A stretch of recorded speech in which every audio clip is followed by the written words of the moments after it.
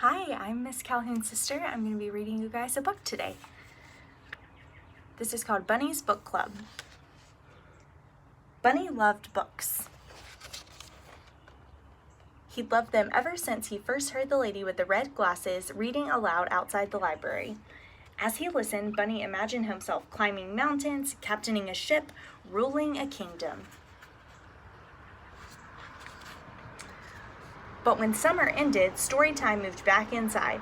Bunny wasn't sure if animals were allowed in the library, but Bunny was sure he couldn't live without books. Night after night, he could hardly sleep for wishing. He had to do something. So with a flashlight in his paws and hope in his heart, Bunny jumped out of bed and tiptoed through the dark. But when he reached the library door, it was locked. So were the windows. Bunny tried digging, climbing, and yanking. Nothing worked. Until finally he noticed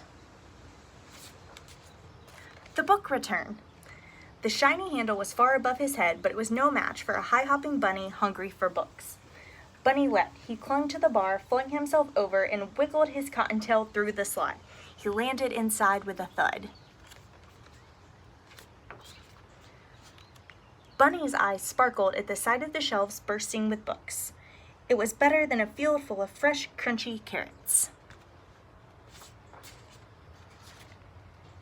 Bunny didn't know where to start. He took a deep breath. It smelled as if he were wrapped inside the pages of his favorite book.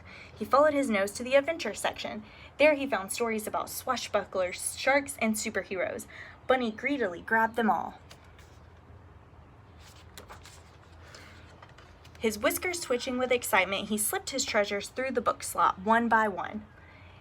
Then he performed his best balancing act. Bunny wobbled home. He couldn't wait to dig in.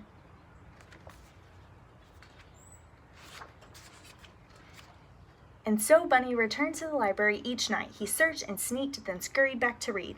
Soon his home was more books than burrow.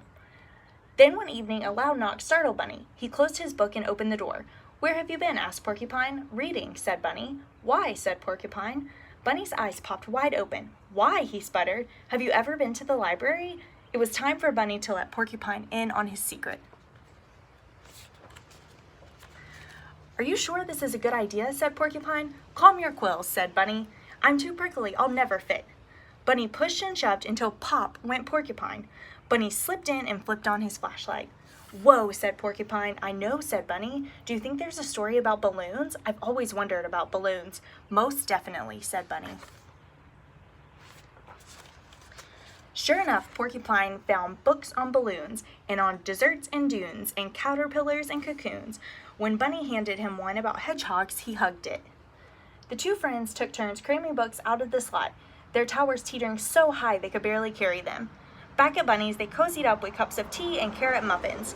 Together, they read until sunrise. One night, Bear noticed the light on at Bunny's. He opened the door and tripped over a stack of books. "What's going on?" said Bear. "Here," said Bunny, handing him a book. Bear made room and settled in to read. Soon, more curious animals began visiting. "Do you have any books on outer space?" said Bird. "Or about volcanoes?" asked Mole. "I'd like a ghost story," said Mouse. "I think it's time for a field trip," said Bunny. One by one, the animals stuffed themselves inside the library. Bear caused a bit of a delay. They scattered about, sniffing the stacks, pawing over pages. Squirrel gathered stories about the circus. Raccoon nabbed one about outlaws and bandits. Frog found a fairy tale.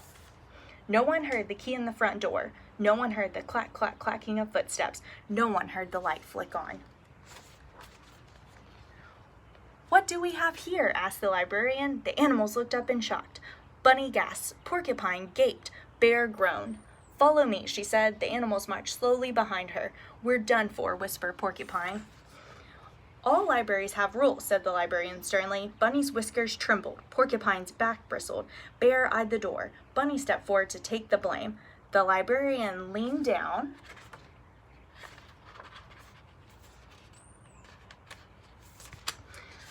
"The first rule is, every book lover must have one of these," she said. She handed Bunny and his friend shiny new library cards.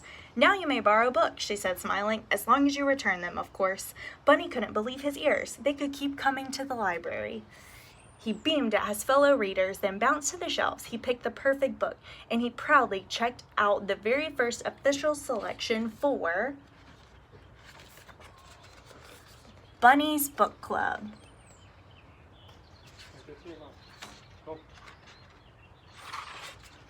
The end.